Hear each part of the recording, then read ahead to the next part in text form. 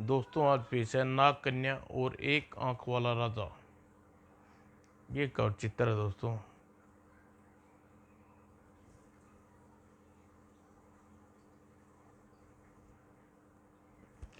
बहुत समय पहले की बात है। तरंगनी नदी के किनारे मखमलपुर नाम का एक गांव था। उस गांव में प्रभाकर, दिवाकर, सुधाकर और गुणाकर नाम के 4 भाई रहते थे। चारों भाई में इतना प्रेम था कि चारों एक साथ बैठकर भोजन करते।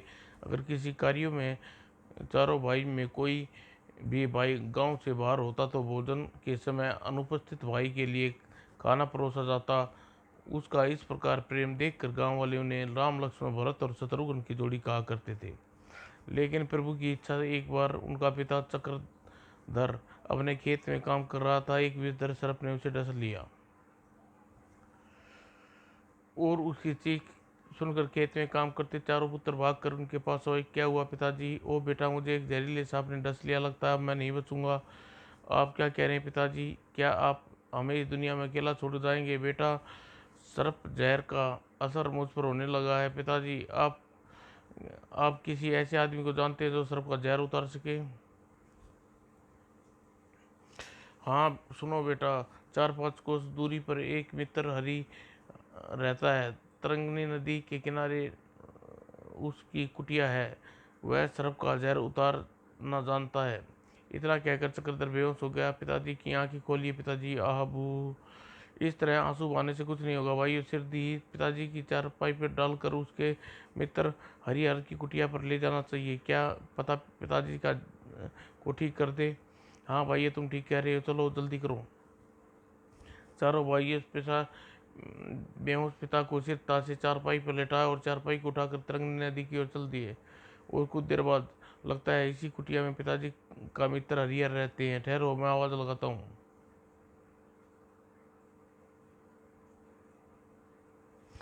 क्या हरिहर जी इसी कुटिया में रहते हैं? प्रभाकर की आवाज सुनकर महात्मा कुटिया से बाहर आए। हाँ बेटा, मैं हरिहर उनको, मुझसे क्या काम है? बाबा, अभी कुछ देर पहले खेत पर काम करते हो हमारे पिताजी ने सर्प डस लिया। सुना है आप विष का उतारा जानते हैं? क्या आप हमारे पिताजी का विष उतार सकते हैं? सर्प का विष उतारना आता है, इस बात का चक्रधर के अलावा कोई और नहीं जानता। फिर भी इन्हें कैसे मालूम हुआ मुझे सर्प का विष उतारना आता है? ठहरो, मैं तुम्हारे पिताजी को देखता हूँ, उसकी हालत देख कर ही बता पाऊंगा उनका जहर उतार सकता हूँ नहीं। ठीक है। और फिर महात्मा चारपाई के निकट पहुंचे। उसके चक्रधर के चेहरे पर चादर हटाई। ओह, चक्रधर है, जरूर इसी ने अपने पुत्र को बताया होगा। हरिहर सोच में डूबा इस प्रकार व्यग्रता से बोला, बाबा आप हमारे पिता को ठीक तो हो जाएंगे, जल्दी बचा लीजिए, इनके सिवा हमारा दुनिया में कोई नहीं है। बेटा तुम फिक्र न करो, अपने मित्र को किसी हालत में मरने नहीं दूंगा। चलो जल्दी अपने पिताजी की उठाकर कुटिया के भीतर ले चलो। और चारों बेहोश पिता को उठाकर कुटिया के अंदर ले गई। सहसा महात्मा निर्देश पर उन्हें पिता को जमीन में लिटाया। मेरे बच्चों, अब तुम मैं एक कठिन कार्य सौंपने जा रहा हूँ। उस कार्य को पूरा करने के बाद तुम्हारे पिता के प्राण की रक्षा होगी। आप जल्दी वह कार्य बताइए। वह कार्य कितना ही कठिन न क्यों ना हो, हम उसे हर हाल में करें, पूरा करेंगे। तो सुनो पश्चिम तो सुनो, यहाँ से पश्चिम में 10 कोस पर एक पानी का कुआं है, नागों का कुआं कहा जाता है। उस कुएं में पतालोक के लिए रास्ता है। शायद तुम जानते हो, पतालोक में सर्पों का राज्य है। तुम्हें तुम्हें एक तुम में से एक सर्प राज्य में जाना है और सर्प जिस सर्प ने चक्रदश को डसा है उसे पकड़ कर लाना है। वह सर्प यहाँ आकर अपने विष को तुम्हारे पिता के शरीर से चूसेगा। तुम्हारे पिताजी ठीक हो जाएंगे, लेकिन पतालोक तक पहुँचेंगे कैसे?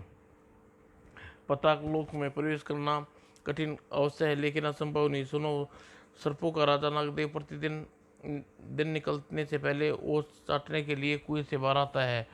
उसके पास जो मणि है वह अलौकिक है। अगर तुम किसी प्रकार वह मणि पर अपने अधिकार में लो तो पतालोक में आसानी से प्रवेश कर सकते हो। लेकिन बाबा, हम नागलोक में पहुंचकर उस सर्प को पहचानेंगे किसने जिसने हमारे पिताजी को डसा है?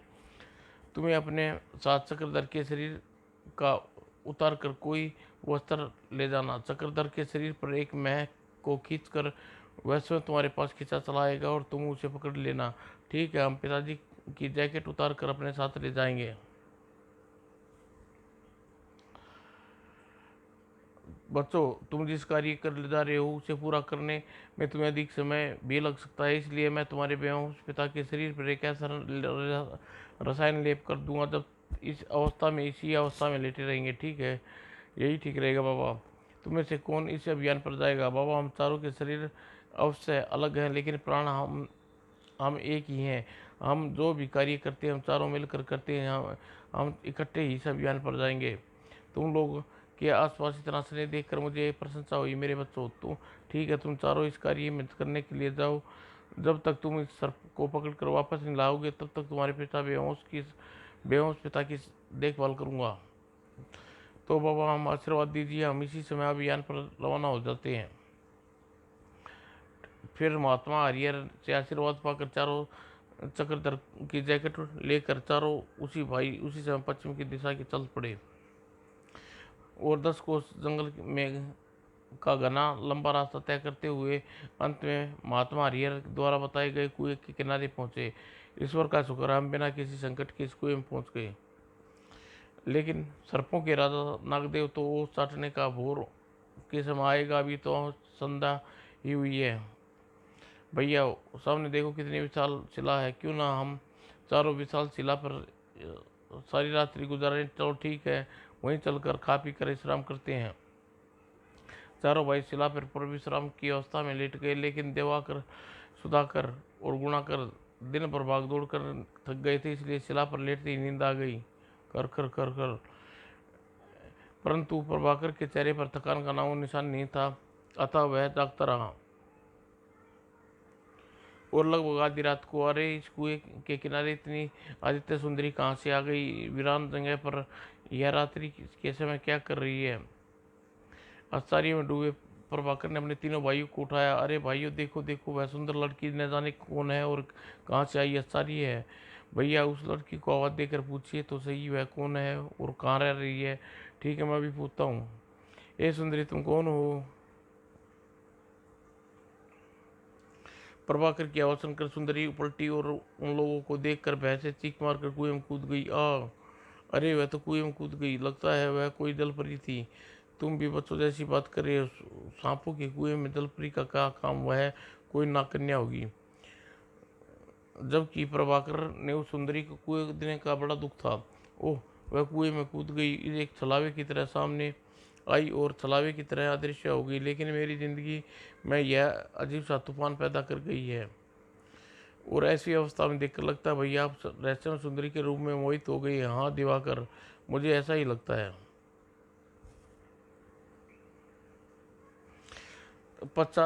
उसके पश्चात चारों भाई सजग मुद्रा में शिला पर बैठकर उस सुंदरी की प्रतीक्षा करने लगे। उन्हें आशा थी कि पानी से बाहर आएगी। काफी देर बाद भी वह प्रकट हुई तो सुधाकर बोला, लगता है वह पानी के ऊपर नहीं आएगी। हम चारों को देखकर शायद घबरा गई है। और शेष रात उन्होंने जाग कर व्यतीत की। जब भोर हो गई तो एक भयानक विशाल सर्प कुएं की मुंडेर पर निकला। भैया, वह सर्प बहुत विशाल है, उसे मणि छीनना आसान काम नहीं। कुछ भी हो जाकर हमें जान पर खेल कर उस मणि को प्राप्त करना है। तुम यहीं रुको, मैं वो मणि प्राप्त करने की कोशिश करता हूँ। नहीं भैया, पहले मैं तुम्हें मौत के मुंह में नहीं जाने दूंगा, मणि लेने में जाऊंगा। देखो दिवाकर, तुम तीनों से बड़ा हूँ, इसलिए सबसे पहला कहना मानना चाहिए। कौन जाए कौन न जाए, इस समय बहस नहीं करने का नहीं है। अपने भाइयों को समझाकर प्रभाकर दबे पांव सर्प राज के नागदेव के ओर बढ़ा। प्रभाकर जैसे हिसाब के करीब पहुंचा, फुसफुसाता मारकर उसकी ओर बढ़ा। उफ! और इससे पहले प्रभाकर अपने भाई को बचाव कर पाता, नागदेव अपनी मजबूत शिकंजे में जकड़ लिया। प्रभाकर मौत के मुंह में फंसे देख तीनों भाइयों भागकर सांप के पास पहुंचे। भैया, इसका फन दबोचने का प्रयास करता हूँ, तुम पत्थर उठा लो। हाँ, इस पत्थर से इसका फन कुचल देंगे, यह मर जाएगा। सुधाकर ने आगे बढ़कर फनों को दोनों हाथों से दबा लिया। दिवाकर ने बड़ा पत्थर उठाया और फन पर पटका दिया।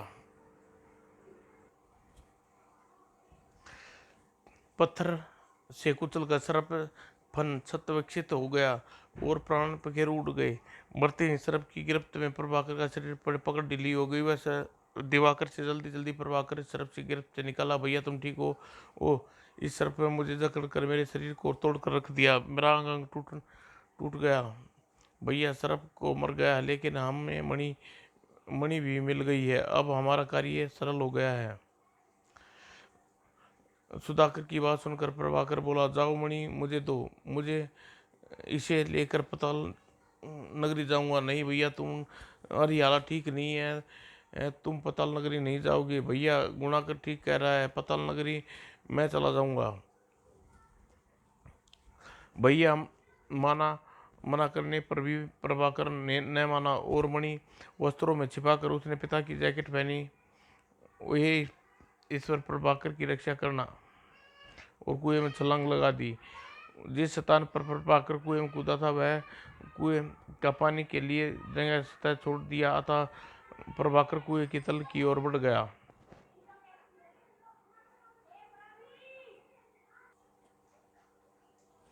कुएं के तल पर पहुंचने पर उसे सीढ़ियां नजर आई। उसका अंग अंग दर्द कर रहा था, पर वह हिम्मत करके आगे बढ़ा। चलते चलते एक उद्यान में पहुंचा, जहां खड़ी सुंदर स्त्री को देखकर चौंका। अरे, यह तो वही सुंदर स्त्री है जो कुएं के बाहर दिखाई दी थी। तभी वह सुंदर स्त्री की ओर पलट कर बोला, क्या तुम्हारा नाम ही प्रभाकर है? तभी सुंदर स्त्री उसकी ओर पलट कर बोली, क्या नाम तुम्हारा ही प्रभाकर है? अरे, यह मेरा नाम कैसे जानती है? सुंदरी, तुम कौन हो और मेरा नाम कैसे जानती हो? मैं सर्वलोक की राजकुमारी वासुदत्ता वास वासुदत्ता हूँ, और तुम्हारी होने वाली वधू हूँ। क्या? चौंको मत, सुनो, तुम्हें सारी बात बताती हूँ। आज से 15 दिन पहले मेरे पिताजी नागदेव ने अपने राजसी ज्योतिषी से मेरे विवाह के बारे में पूछा था। मेरी जन्म कुंडली देखकर उन्हें ज्योतिषी ने बताया कि पृथ्वी लोक पे प्रभाकर नाम का नवयुवक सिरधीर नागलोक आएगा और वह मेरा पति होगा। राज ज्योतिषी ने यह भी बताया था कि उसी दिन मेरे पिता की मृत्यु हो जाएगी। ओह, तब तो तुम्हारे राज ज्योतिषी ने ठीक बताया। मेरा नाम प्रभाकर है, और मुझे खेद है कि मेरे भाइयों के हाथों तुम्हारे पिता की मृत्यु हो गई है। प्रभाकर की इतना कहते हैं राजकुमारी बस सदा रोने लगी। वो, राजकुमारी जी चुप हो जाओ, विधाता को ऐसा ही लिखा था। वह दुख उस पर दुखी क्यों हो रही हो? तुम ठीक कह रहे हो, रोने से कोई फायदा नहीं है। आओ, मैं तुम्हें राजमहल लिए चलती हूँ। राजकुमारी वासुदेवता प्रभाकर का हाथ पकड़कर राजमहल ले चल पड़ी। रा, रा, प्रभाकर अभी कुछ ही दूर गया था, कराकर एकदम वासुधरा चंकित होकर बोली, क्या बात है, तुम्हारी तबीयत तो ठीक है? राजकुमारी, तुम्हारे पिताजी ने मेरी गिरफ्त में बुरी तरह जकड़ लिया था। इस कारण मेरे पूरे शरीर में भयंकर दर्द हो रहा है, मुझे चलने में दिक्कत हो रही है। प्रभाकर की बात सुनकर वासुदेवता ने गुजरते दो सेवकों को बुलाया, तो तुम दोनों हमारे अतिथि गृह में ले चलो। जो हुक्म राजकुमारी। और सेवक प्रभाकर का सारा देखकर अतिथि गृह में ले आए, शयन कक्ष में लिटा दिया। शयन कक्ष में लेटती ही प्रभाकर बेहोश हो गया। अरे, ये बेहोश हो गई हैं।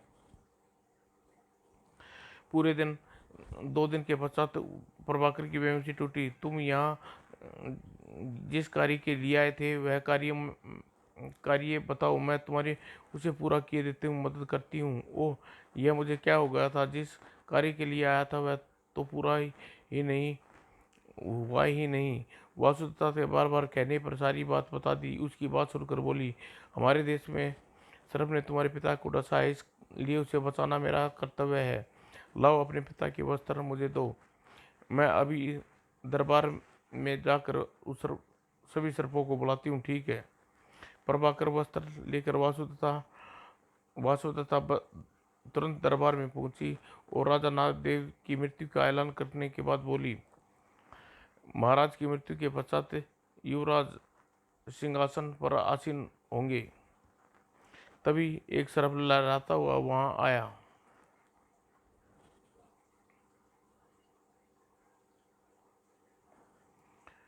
और उसने पुरुष की योनि में आकर राजकुमारी वासुधरा से बोला, राजकुमारी जी, आपके पास जो वस्त्र उसकी गंध मुझे यहाँ की चलाई है। ओ, तो तुम हो वह सर्प जिसने प्रभाकर के पिता को डसा है? जी राजकुमारी जी, तुम्हें यह कार्य ठीक नहीं किया। तुम्हारे वापस पृथ्वी पर जाकर मनुष्य का विष चूसना होगा। जो हुक्म राजकुमारी उसके आदेश देकर वासुदेवता दरबार से प्रभाकर के साथ आई और बोली, के पास आई और बोली, जिस सर्प ने तुम्हारे पिता को डसा है वह मिल गया और तुम्हारे साथ जाकर तुम्हारे पिता के शरीर से विष चूस लेगा।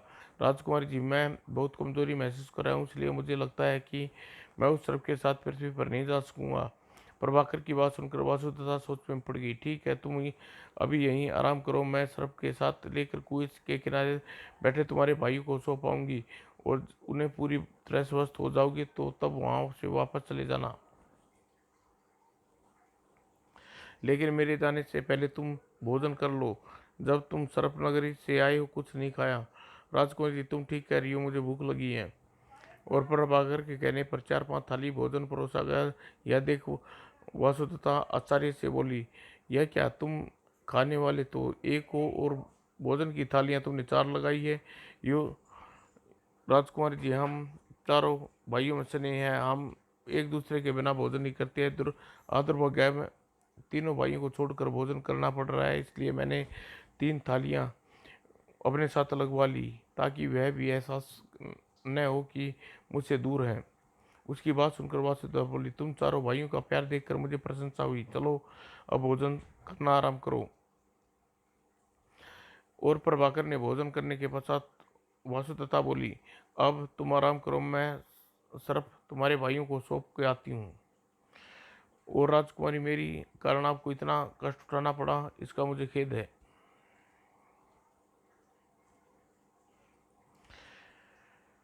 प्रभाकर की कथन सुनकर राजकुमारी वासुदेव शर्मा की बोली, आप मेरे भावी पति हुए, आपके सुख दुख में साथ देना मेरा परम कर्तव्य है। राजकुमारी, क्या तुम सच कह रही हो? क्या सचमुच मेरी पत्नी बनोगी?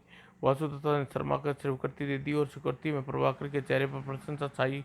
वह खुश होकर बोला, वासुदेवता, तुम्हारी स्वीकृति पाकर मुझे ऐसा लग रहा है जैसे मुझे सब कुछ मिल गया है।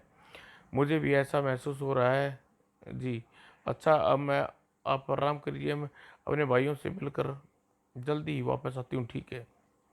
और वासुदेवता अपने युवराज के पास पूछी, युवराज, कुछ समय के लिए पृथ्वीलोक पर जा रही हूँ, तुम प्रभाकर जी का उचित संस्कार करना, संत ध्यान रहे उसके सम्मान में कोई अव्यवस्था ना हो। बहन, तुम फिक्र न करो, मुझे पता चल गया प्रभाकर मेरा होने वाला, आप तुम्हारा होने वाला पति है, उसका उचित संस्कार करूंगा।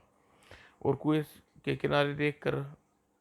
किनारे दिवाकर, सुधाकर और गुणाकर चिंतित बैठे थे। आज प्रभाकर भैया को पताल में गए 3 दिन हो गए हैं, न जाने क्या बात है जो अब तक वापस नहीं आई। न जाने उनके साथ क्या बीतरी होगी, उनकी तबीयत ठीक भी होगी या नहीं। मुझे डर लग रहा है कहीं भैया किसी मुसीबत में न फंस गए हों। अभी वह तीनों बातें कर रहे थे कि राजकुमारी वासुदेवता ने कंधे अपने साफ सरफ को लिए कुएं के किनारे प्रकट हुई। राजकुमारी को देखकर तीनों चौंकी, अरे यह तो वही सुंदरी है जो 3 दिन पहले दिखाई दी थी, और इसने हाथ में एक सरफ भी है। कहीं हमने हम हमसे मिलने तो नहीं आई है? तीनों वासुदेवता के पास पहुंचकर बोली, मुझे यहाँ देख कर डरो नहीं, मैं तुम्हारी सहायता करने आई हूँ। मुझे तुम्हारे भैया ने यहाँ भेजा है। क्या भैया ने यहाँ भेजा है? हाँ, मैं राजा नागदेव की पुत्री वासुदेवता हूँ और तुम तीनों की होने वाली भाभी हूँ। क्या सच आप हमारी भाभी बनेगी? और तीनों ने वासुदेवता की बात सुनकर प्रशंसा से वासुदेवता को अपने हाथ में पकड़े सर्प को दिखा कर देती हुई बोली, इस सर्प को तुम्हारे बाप ने डसा था, इस सर्प को अपने साथ ले जाओ, यह तुम्हारे पिता से सारा जहर चूस लेगा। ओह, क्या सच? लेकिन प्रभाकर भैया कहाँ है और सर्प लोक से अभी तक वापस क्यों नहीं आए? उसकी तबीयत को ठीक नहीं है, इसलिए वह रुक गए। तबीयत ठीक होने पर तुम लोगों के पास पहुंच जाएंगे। ठीक है, हम सर्प को देखकर पिताजी के पास जा रहे हैं, आप भैया के ठीक होते ही उन्हें पृथ्वी पर ले आना। ठीक है, अब तुम लोग देर न करो, जल्दी अपने पिता के पास जाओ, उनके प्राण बचाने की कोशिश करो। बिल्कुल, हम चलते हैं। तब वासुदेवता सर्प से बोली, तुम इसके पिता का शरीर से सारा विष चूस कर सिद्धि सर्वलोक वापस आ जाना। जैसी आपकी आज्ञा राजकुमारी जी। और फिर वासुदेवता विदा लेकर तीनों भाई वहां से तरंग तरंग नदी के किनारे चल पड़े। लेकिन जैसे ही तीनों भाई वासुदेवता की नजर से ओझल हुए, न जाने कहां से एक घुड़सवार वहां आ गया, दूध की तरह श्वेत। सुंदरी, तुम कौन हो? इस वीरान स्थान पर क्या कर रही हो? घुड़सवार की बात सुनकर राजकुमारी वासुदेवता भागकर कुएं में कूद गई है। कुएं में कूद गई।